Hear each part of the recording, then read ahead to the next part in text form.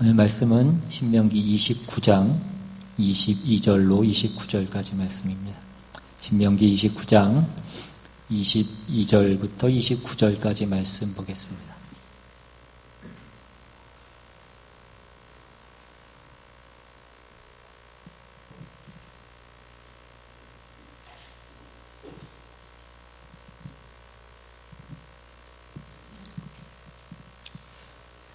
찾으셨으면 제가 봉독하겠습니다. 너희 뒤에 일어나는 너희의 자손과 멀리서 오는 객이 그 땅의 재앙과 여호와께서 그 땅에 유행시키시는 질병을 보며 그 온 땅이 유황이 되며 소금이 되며 또 불에 타서 심지도 못하며 결실함도 없으며 거기에는 아무 풀도 나지 아니함이 옛적에 여호와께서 진노와 격분으로 멸하신 소돔과 고모라와 아드마와 스보임의 무너짐과 같음을 보고 물을 것이요 여러 나라 사람들도 묻기를 여호와께서 어찌하여 이 땅에 이같이 행하셨느냐 이같이 크고 맹렬하게 노하심은 무슨 뜻이냐 하면 그때 사람들이 대답하기를 그 무리가 자기 조상의 하나님 여호와께서 그들의 조상을 애굽에서 인도하여 내실 때에 더불어 세우신 언약을 버리고 가서 자기들이 알지도 못하고 여호와께서 그들에게 주시지도 아니한 다른 신들을 따라가서 그들을 섬기고 절한 까닭이라. 이러므로 여호와께서 이 땅에 진노하사 이 책에 기록된 모든 저주대로 재앙을 내리시고 여호와께서 또 진노와 격분과 크게 통한하심으로 그들을 이 땅에서 뽑아내사 다른 나라에 내던지심이 오늘과 같다 하리라. 감추어진 일은 우리 하나님 여호와께 속하였거니와 나타난 일은 영원히 우리와 우리 자손에게 속하였나니 이는 우리에게 이 율법의 모든 말씀을 행하게 하심이니라. 아멘. 오늘 본문을 보시면 우리가 지금 읽은 바와 같이 하나님의 진노하심이라는 그 주제가 이 신명기 가운데 가장 두드러지게 그렇게 나오고 있는 그런 부분입니다. 하나님께서 이스라엘 백성들과 약속하셔서 하나님이 이스라엘 백성의 하나님이 되시고 이스라엘 백성은 하나님의 백성이 되어서 하나님께만 순종하고 하나님이 말씀하신 그 모든 규례와 명령을 지키면 그들이 복을 받을 것이요 그 명령을 따르지 않으면 이제 어떻게 하나님 앞에 그 모든 벌을 받게 될 것인가를 길게 앞에서 그렇게 설명을 하고 얘기를 했습니다. 그리고 이제 오늘 본문에서는 이스라엘 백성들이 하나님께서 그렇게 말씀하시고 명령하신 그 모든 그 규례와 법칙들을 지키는 것에 실패하여 결국에는 하나님으로부터 심판과 어떤 징벌을 받게 될 것을 어떤 예언의 형식으로서 오늘 말씀하고 있는 것입니다. 그래서 오늘 본문 22절 하반절부터 다시 보시면 여호와께서 그 땅에 유행시키시는 질병을 보면 그러니까 하나님께서 그 땅에 이스라엘 백성들이 들어가서 살게 하는 그 땅에 그 질병을 주실 것이다 라고 이렇게 말씀합니다. 23절에 그 온 땅이 유황이 되며 소금이 되며 또 불에 타서 심지도 못하며 결실함도 없으며 거기에는 아무 풀도 나지 아니함이 옛적에 여호와께서 진노와 격분으로 멸하신 소돔과 고모라와 아드마와 스보임의 무너짐과 같을 것이다 이것입니다. 하나님께서 옛적에 진노하시고 격분하셔서 소돔과 고모라를 멸하신 것 같이 그 이스라엘 백성들을 멸하실 것이다 라고 이렇게 말씀합니다. 이 모든 일을 보고 이 모압 언약 당사자들의 후손들과 그 모든 이웃 나라들, 그 땅에 오는 모든 객들, 그 모든 열방들이 무엇이라고 얘기하냐면 24절에 여호와께서 어찌하여 이 땅에 이같이 행하셨느냐 이같이 크고 맹렬하게 노하심은 무슨 뜻이냐라고 그렇게 물을 것이다 라는 것입니다.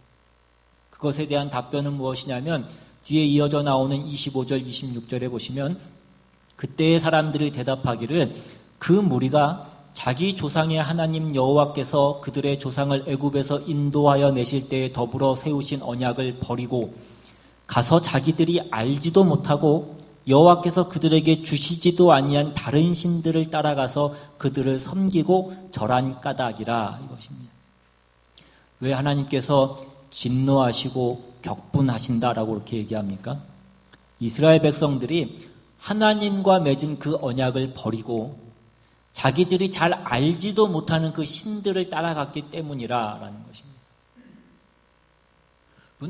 우상이라는 것은 존재하지 않는 것, 사람이 만든 것이 우상입니다. 그러니까 우상은 말을 하지도 못하고 어떤 능력이 있는 것도 아니고 사람에게 무엇을 해줄 수 있는 것도 아닙니다. 그에 반해서 하나님은 살아계시고 말씀하시고 전능하신 하나님이십니다. 하나님은 우상과는 비교조차 할 수 없는 어떤 그런 존재가 하나님이신 것입니다. 그런데 지금 이 본문에서는 어떤 그런 능력의 차원에서 하나님과 우상을 비교하고 있는 것이 아니라 너희가 알지 못하는 그 신들을 따라갔다라고 그렇게 얘기하는 것으로 인해서 어떤 그 능력의 차원이 아니라 너희가 알지 못하는, 그러니까 아무런 관계도 없는 어떤 관계성의 차원에서 그 하나님과 그 우상을 비교하고 있다라는 것입니다.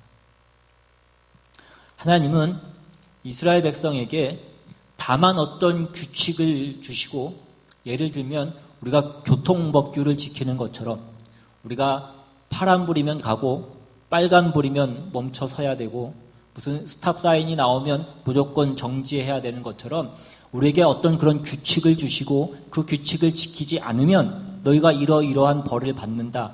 하나님께서 이스라엘 백성들에게 이러한 식으로 어떤 규칙과 그 명령을 주신 것이 아니라 하나님께서 이스라엘 백성들을 인도하여 내셔서 자신을 나타내시고 자신을 그들에게 설명하시고 설득하셔서 그 일들에 대해서 충분히 납득하고 체험할 수 있는 그 시간을 다 주신 후에 하나님께서 그 이스라엘 백성들과 이 언약을 맺으셨다라는 것입니다. 그러니까 이 언약은 인간과 인간이 약속할 때 같이 어떤 그 동등한 책임과 어떤 동등한 어떤 조건을 주어지는 어떤 그런 약속이 아니라 인간이 약속을 맺을 때에는 내가 50을 낼 테니까 너도 50을 내라. 우리가 그것을 합쳐서 뭐 이러이러한 일을 하자라고 어떤 그런 약속을 맺는 것이 인간의 어떤 약속인데 지금 하나님이 이스라엘 백성들과 맺는 이 언약은 하나님이 이스라엘 백성들에게 행하시는 어떤 일방적인 은혜의 약속이라고. 하나님께서 아브라함을 부르실 때처럼 내가 너로 큰 민족을 이루고 너와 네 후손들로 인하여 모든 족속이 복을 받게 할 것이다 라는 것입니다. 하나님이 아브라함이 그렇게 해달라고 해서 하나님이 그렇게 하신 것도 아니었고 하나님이 아브라함에게 네가 이렇게 하면이라는 어떤 조건을 달지도 않으셨습니다. 그런데도 이것을 약속이라고 언약이라고 하는 것은 명령이라고 하지 않는 것은 하나님이 이스라엘 백성들과 어떤 합의를 보고 계신 것이다라는 것입니다.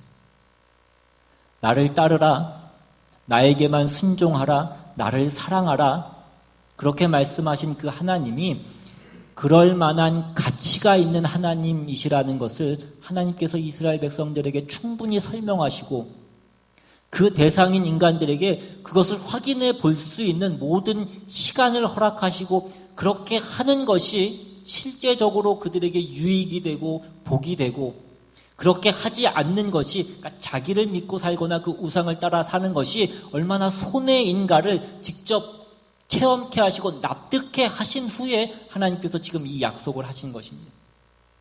여러분, 하나님이 굳이 이렇게 하지 않으셔도 됩니다. 하나님이 그냥 명령하시고 인간들 위해 그냥 군림하실 수 있습니다.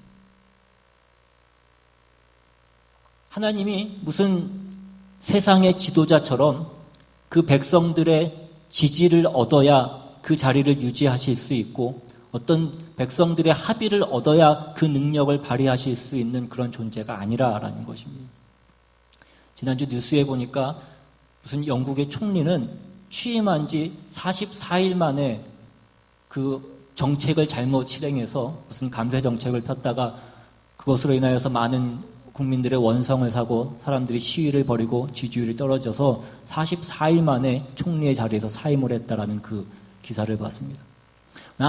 하나님께서는 하나님은 그런 실수를 하시지도 않으실 뿐 아니라 백성들의 지지를 얻어야만, 지지율 몇 %가 돼야지만 하나님이 되시고 하나님의 능력을 발휘하실 수 있는 분이 아니라라는 것입니다. 그럼에도 불구하고 하나님께서 하나님 마음대로 명령하시고 군림하시고 그렇게 하지 않는 것은 하나님이 우리 인간을 인격적으로 대접하시기 때문이다라는 것입니다. 우리가 지난번에도 몇 번 봤지만 신명기 4장을 다시 한번 보시면 신명기 4장 32절 이하에 네가 있기 전 하나님이 사람을 세상에 창조하신 날부터 지금까지 지나간 날을 상고하여 보라. 하늘 이 끝에서 저 끝까지 이런 큰 일이 있었느냐? 이런 일을 들은 적이 있었느냐? 어떤 국민이 불 가운데서 말씀하시는 하나님의 음성을 너처럼 듣고 생존하였느냐? 어떤 신이 와서 시험과 이적과 기사와 전쟁과 강한 손과 편팔과 크게 두려운 일로 한 민족을 다른 민족에게서 인도하여 낸 일이 있느냐? 이는 다 너희의 하나님 여호와께서 애굽에서 너희를 위하여 너희의 목전에서 행하신 일이라. 이것을 내게 나타내심은 여호와는 하나님이시요 그 외에는 다른 신이 없음을 내게 알게 하려 하심이니라. 여호와께서 너를 교훈하시려고 하늘에서부터 그의 음성을 내게 듣게 하시며 땅에서는 그의 큰 불을 내게 보이시고 네가 불 가운데서 나오는 그의 말씀을 듣게 하셨느니라. 여호와께서 내 조상들을 사랑하신 고로 그 후손인 너를 택하시고 큰 권능으로 친히 인도하여 애굽에서 나오게 하시며 너보다 강대한 여러 민족을 내 앞에서 쫓아내고 너를 그들의 땅으로 인도하여 들여서 그것을 내게 기업으로 주려 하심이 오늘과 같으니라. 그런즉 너는 오늘 위로 하늘에나 아래로 땅에 오직 여호와는 하나님이시요 다른 신이 없는 줄을 알아 명심하고 오늘 내가 내게 명령하는 여호와의 규례와 명령을 지키라. 너와 내 후손이 복을 받아 내 하나님 여호와께서 내게 주시는 땅에서 한없이 오래 살리라. 지금 여기 보시면 방금 전에 말씀드렸던 그 중요한 내용 두 가지가 여기 들어있습니다. 첫째는 하나님께서 하나님만이 참 하나님이시다라는 것을 증명해 보이시고 이스라엘 백성들에게 그것을 충분하게 설명하셨다 이것입니다. 어떻게 그것을 설명하셨습니까? 애굽의 종되었던 그 이스라엘 백성들을 애굽에서 꺼내심으로 10가지 재앙을 그 10가지 기적을 보여주시고 그 홍해를 가르시고 그 백성들을 꺼내심으로 광야 40년 동안에 그들을 구름 기둥과 불 기둥으로 인도하시고 그들에게 만나로 먹이심으로 반석에서 물을 내어 마시게 하심으로써 하나님만이 과연 하나님이시다. 상천하지에 여호와 같은 다른 신이 너희에게 있지 않다라는 것을 그들에게 알게 하셨다. 그 충분한 시간과 그 충분한 내용을 가지고 그 모든 인간들에게 그 모든 내용들을 설명하시고 납득해 하셨다라는 것입니다. 그것이 첫 번째고 두 번째는 하나님은 아까도 말씀드린 대로 인간들이 지지해주고 알아줘야 하나님이 그 높은 지위를 얻으시는 것도 아니고 인간들이 합의를 해줘야 하나님이 그 능력을 발휘하실 수 있는 것도 아님에도 불구하고 하나님께서 지금 이스라엘 백성들을 이렇게 하시는 이유는 하나님이 이스라엘 백성을 사랑하시기 때문이다 이것입니다. 사랑이라는 것은 내가 상대에게 어떤 내 열심과 내 진심과 내 열심을 들어서 상대의 편을 드는 것만이 있는 것이 아니라 상대를 어떤 대등한 입장에서 대접해 주는 것을 얘기하는 것입니다. 내가 인격적으로 존중하는 것이고 인격적으로 대접하는 것입니다. 사랑이라는 것은 내가 강요할 수 없는 것이라고요. 내가 억지로 나를 사랑하게 만들 수 없는 것이다 이것입니다. 그래서 지금 하나님께서 이스라엘 백성들과 언약을 맺었다라는 것은 하나님이 그 높으신 지위와 권세와 그 위엄이 있으신 분이심에도 불구하고 사람들을 대접하고 계시다라는 것입니다. 하나님이 인간들을 설득하셔서 스스로 자원하여 그 마음을 하나님 앞에 바치기를 하나님이 원하신다라는 것입니다. 그런데 이 이스라엘 백성들이 하나님께서 그렇게 이스라엘 백성들을 대접하시고 인격적으로 대우하셨음에도 불구하고 어떻게 했다고요? 알지도 못하는 그 우상들을 따라갔다고요. 우상이 언제 인간에게 자기가 누구인지, 자기가 어떤 존재인지를 설명을 할 수 있습니까? 우상이 무슨 말을 하고, 우상이 무슨 인간에게 열심을 내고 그렇습니까? 우상이라는 것은 말도 못하고, 듣지도 못하고, 어떤 보지도 못하고 그런 존재입니다. 이 말도 못하고 설명도 하지 않는 그 우상에게 가는 것이 하나님이 보시기에 너무나 마음이 상하시고 화가 나시는 것이다, 이것입니다. 그래서 맹렬하게 노하신다라고 그렇게 오늘 성경이 말씀하고 있습니다. 그 이후에 나오는 27절 이하에도 보시면 이러므로 여호와께서 이 땅에 진노하사 이 책에 기록된 모든 저주대로 재앙을 내리시고 여호와께서 또 진노와 격분과 크게 통한하심으로 그들을 이 땅에서 뽑아내사 다른 나라에 내던지시며 오늘과 같다 하리라. 하나님이 이렇게 어떤 감정적인 표현을 쓰고 있다라는 것을 우리가 주의해서 볼 필요가 있습니다. 그러니까 하나님이 이스라엘 백성들에게 명령하시고 어떤 약속을 맺고 언약을 맺으시고 있는 것은 단순히 어떤 규칙을 주시고 어떤 법을 주시고 그 규칙과 법에 저촉되는 어떤 문제를 얘기하고 있는 것이 아니라는 것입니다. 이것이 하나님의 감정을 건드리고 있는 것이다라는 것입니다. 하나님의 감정이 지금 상하셨다라고 그렇게 말씀합니다. 내가 너희에게 이토록 정성을 기울여서 그 모든 시간과 과정을 가지고 나를 설명하고 너희를 대접했거늘 너희가 어떻게 알지도 못하는 그 다른 신들에게 가서 절하고 그들을 섬길 수 있느냐, 이것입니다. 하나님은 인간에게 이렇게 대접하고 인간에게 이렇게 설명하고 그러실 필요가 없습니다. 그냥 명령하시고 군림하실 수 있다고요. 그러나 그렇게 안 하시고 인간과 합의를 보시고 약속하는 그 자리에까지 하나님이 우리를 인도하여 오셨거늘 너희가 어떻게 거기서 돌아설 수 있단 말이냐, 이것입니다. 하나님이 그 마음이 상하시는 것입니다.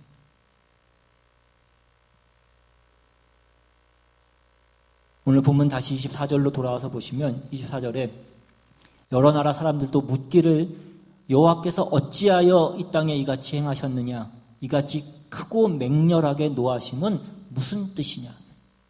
하나님이 왜 이렇게까지 화를 내신다고요? 하나님이 이렇게 화를 내실 필요가 없어요. 하나님이 당신의 감정을 이렇게 소모시키실 필요가 없다고요.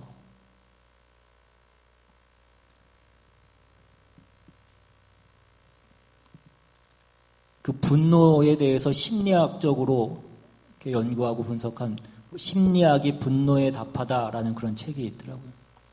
그 책에 보니까 인간이 그 화를, 분노를 내는 것에는 어떤 감추어지는 어떤 감정적인 원인이 6개가 있는데 그게 뭐냐면 첫 번째는 분노는 심판이라는 것입니다. 그러니까 내가 정해놓은 어떤 규칙을 상대방이 어겼을 때에 이것을 평가하고 우리는 분노한다라는 것입니다. 두 번째는 분노는 기대라고 얘기합니다. 그러니까 자신의 기대나 바람에 상대가 응하지 않았을 때 우리가 분노한다라는 것입니다. 그 분노에는 우리가 상대방에 대한 어떤 기대라는 감정이 그 밑에 깔려 있다라는 것입니다. 세 번째는 이 분노는 자기 요구라고 그렇게 얘기합니다. 그러니까 상대방의 것만이 아니라 내가 정한 기준을 스스로 지키지 못했을 때 우리는 분노하고 화를 낸다라는 것입니다. 네 번째는 분노는 감정의 연결이라고 그렇게 얘기합니다. 그러니까 내가 지금 무력하기 때문에 상대방도 나의 무력함을 느끼기를 원한다라는, 내 감정에 공감해 달라고 화를 내고 우리가 분노한다라는 것입니다. 그리고 다섯 번째 얘기하는 것이 분노는 두려움이라고 얘기합니다. 나와 상대방 모두가 더 심각한 위험을 만나지 않기를 바라서 분노한다라는 것입니다. 마지막 6번째로 말하는 것은 뭐냐면 분노는 사랑이라고 그렇게 얘기합니다. 내가 상대방을 사랑하기 때문에 상대방도 나를 사랑하기를 바라면서 우리가 분노한다라는 것입니다.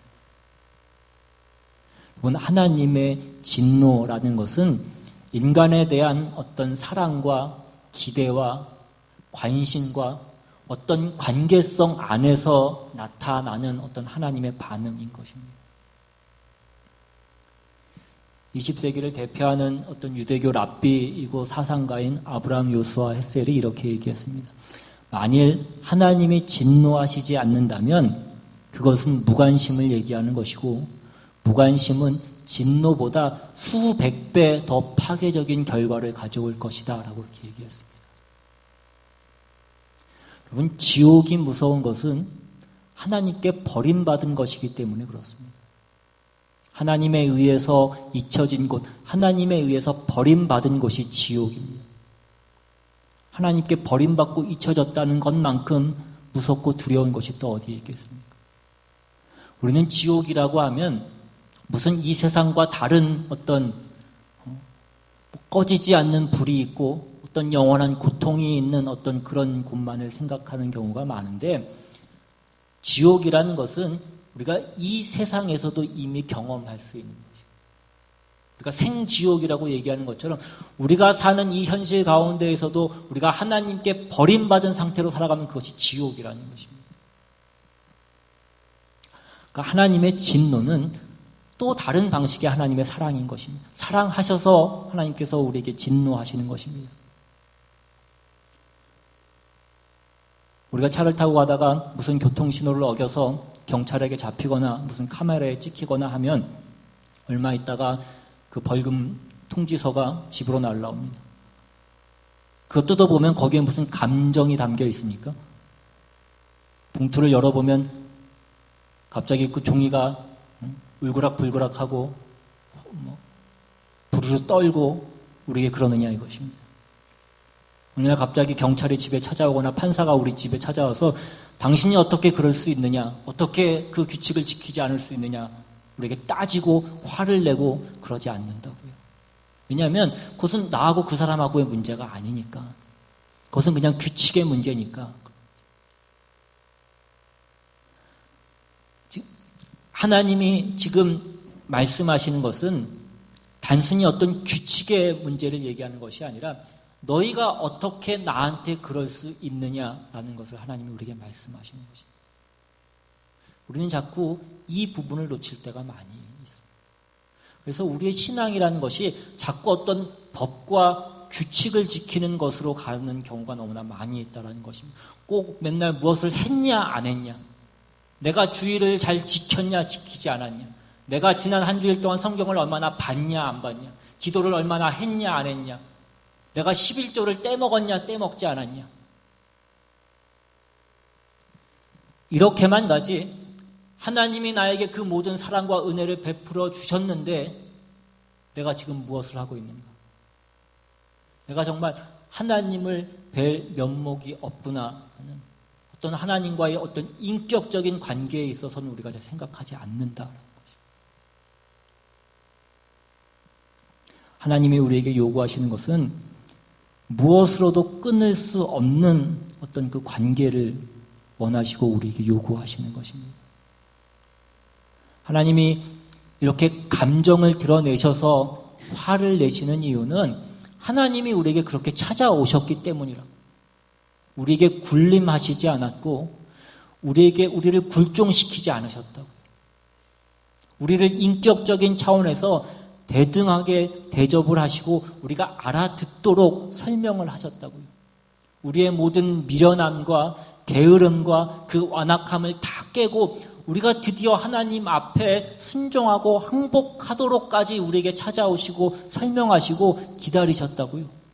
그런데 또다시 그 하나님과의 언약을 저버리고 저 말도 못하고 알지도 못하는 그 신들에게 가서 절하고 그들을 따른다 이것입니다. 거기에 하나님의 감정이 드러나고 있는 것입니다. 여러분, 우상은 우리에게 무슨 약속을 하지도 않았습니다. 인간에 대해서 어떤 열심을 내지도 않고 인간에게 찾아오고 설득하고 성의를 보이고 그러지 않습니다.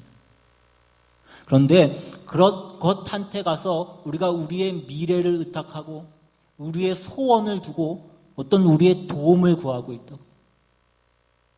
이제껏 우리들을 사랑하시고 찾아오시고 애쓰시고 모든 열심과 능력을 동원해서 우리를 지키시고 보호하신 그 하나님한테는 늘 우리가 등을 돌리고 그 우상은 우리에게 뭘 해준 것이 있다고 그 우상에게 찾아가서 열심을 내느냐 이것입니다.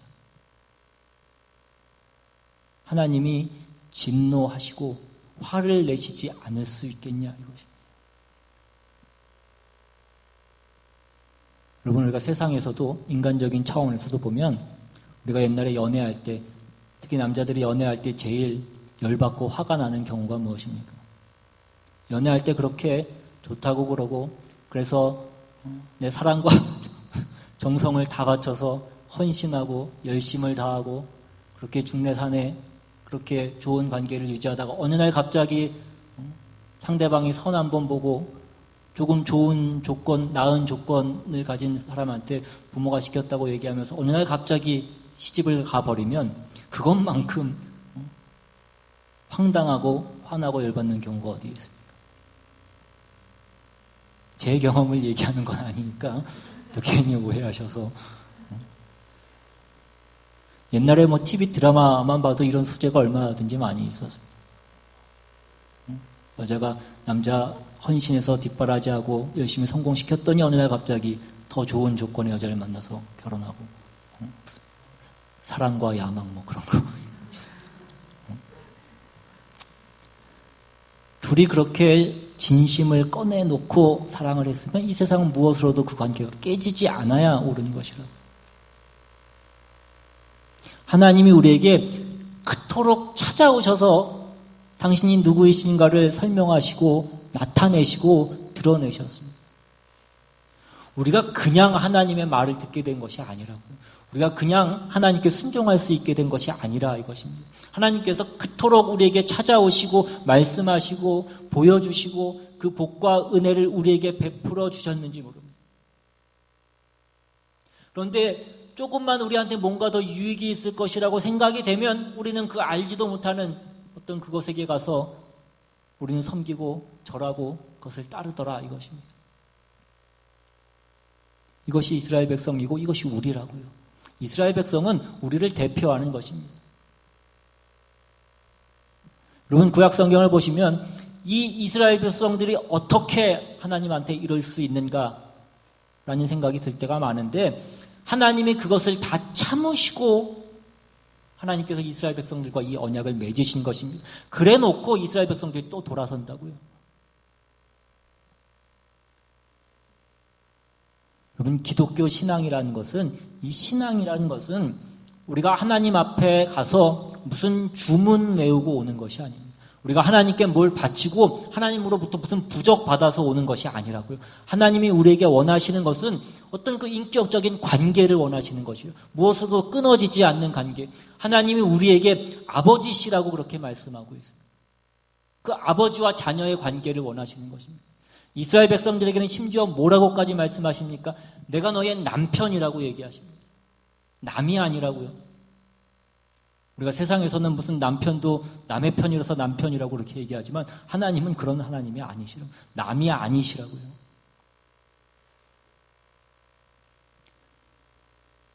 저에도 몇 번 말씀드렸지만 야곱이 자기 아버지 속이고 형 속여서 결국은 그 집에 있을 수 없게 돼서 피난을 떠나서 그 광야에서 돌 베고 잠들었을 때 하나님이 그 야곱을 찾아오셨습니다. 그 자리를 뭐라고 얘기했다고요? 베델, 하나님의 집이라고 그렇게 얘기했다고요. 하나님의 집이 있고 우리가 그 집을 찾아가야만 되는 것이 아니라 우리가 있는 곳에 하나님이 찾아오셔서 그 도둑 같고 사기꾼 같은 그 야곱에게 찾아오셔서 하나님께서 거기에 함께 하신다라는 것입니다. 그래서 그것을 베델이라고 하나님의 집이라고 그렇게 얘기한다고요. 하나님의 집이 어디? 우리가 있는 곳에 하나님이 거하시고 하나님의 집이 있다라는 것입니다. 하나님이 우리에게 그러신 분이시라고요. 하나님이 우리에게 아버지가 되시고 우리보다 우리를 더 사랑하시는 분이시고 우리를 대접하신다고요. 신앙이라는 것은 말하자면 우리가 하나님과 그런 관계를 맺고 있지 않으면 우리는 하나님과의 그 약속을 깬 것입니다. 하나님과 맺은 그 언약을 우리가 버린 것이라고요. 그러니까 여기서 말하는 언약이라고 하는 것은 어떤 그런 의미에서 우리가 약혼을 한 것과 같은 어떤 그런 관계를 맺는 것을 얘기하는 것입니다.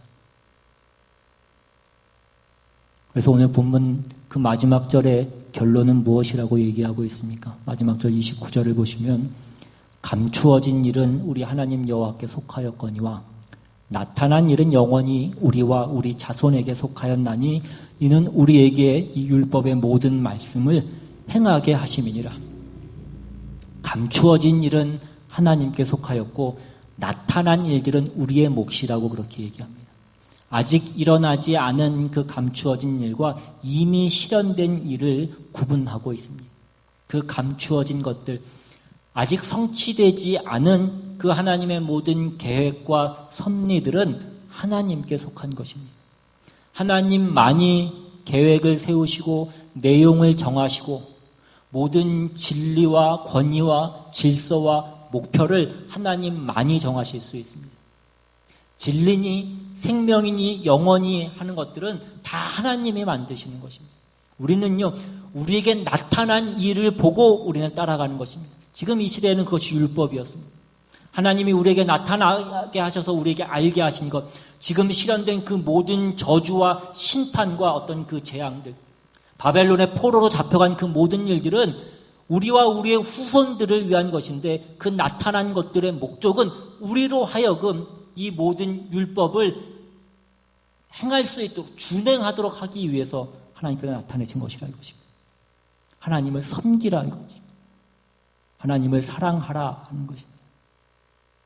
이것은 영원히 우리의 몫인 것입니다. 모든 가치와 내용과 어떤 목표와 그 생명과 진리와 복은 하나님이 만드십니다. 그 하나님이 우리를 사랑하셔서 우리에게 하나님을 사랑하라, 하나님만 섬겨라, 하나님께 순종하라, 이 하나님의 명령을 지키라 그렇게 하신다고요. 우리가 이것을 지키면 어디로 가는 것입니까? 이 모든 존재하는 그 복과 생명과 그 영혼의 주재자이시고 창조주이신 하나님께서 그런 것들을 우리에게 주시기 위해서 이 모든 것들을 행하라라고 말씀하신다고요. 그러기 위해서 우리에게 이런 순종을 요구하고 계시다 이것입니다. 하나님이 우리에게 무슨 인간의 항복을 받고 무슨 인간의 찬송을 받아서 하나님의 무슨 값싼 자존심을 채우기 위해서 하나님이 우리에게 이런 것들을 요구하시는 것이 아니라 우리를 사랑하셔서 우리를 복주고 영광스럽게 하기 위해서 우리를 찾아오시고 우리에게 명하신다라는 것입니다. 그러니 너희는 마음을 다하고 뜻을 다하고 힘을 다하여 주 너의 하나님을 사랑하라 이것입니다. 이것이 너희의 복이라. 너희를 복주기 위해서 하나님께서 말씀하시는 것이다 이것입니다. 하나님이 우리에게 어떤 열심과 진심과 사랑을 가지고 찾아오셨는지 너희가 다시 한번 확인하고 그분의 진정성을, 그분의 정성을 외면하지 말라는 것입니다. 그래서 너희가 그 하나님의 진노를 사지 말라라는 것입니다. 오늘 이 말씀이 이스라엘 백성들에게만 주시는 말씀이 아니라 오늘 이 말씀을 읽는 우리 모두에게, 오늘 우리의 현실 가운데에서 하나님의 사람으로 사는 그 모든 자들에게 나를 위해서 그 아들을 아끼지 아니한 하나님이 나를 위하여 그 영원한 나를 만들기 위해서 지금도 정성을 기울여서 나를 지키고 보호하시는 그 하나님의 사랑 앞에 내가 온전한 순종과 믿음의 반응을 하고 있는가 물어보는 그 말씀인 것입니다. 오늘 이 질문에 우리 모두는 거리낌 없이 네, 그렇습니다라고 그렇게 대답할 수 있도록 우리가 하나님의 자녀로서의 그 하나님께 묶어있는, 하나님께 묶여있도록 애쓰고 노력하는 그 일에 우리가 게을리하지 않고 우리가 그 일에 힘을 다하고 정성을 다하는, 주님께 순종하는 그 일에 게을르지 않는 우리 모두가 될 수 있기를 주님의 이름으로 축원합니다. 시간 같이 찬양하고 기도하기를 원합니다.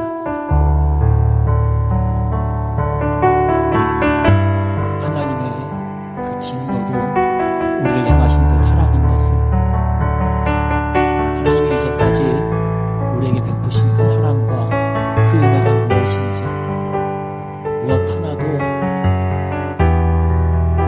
길을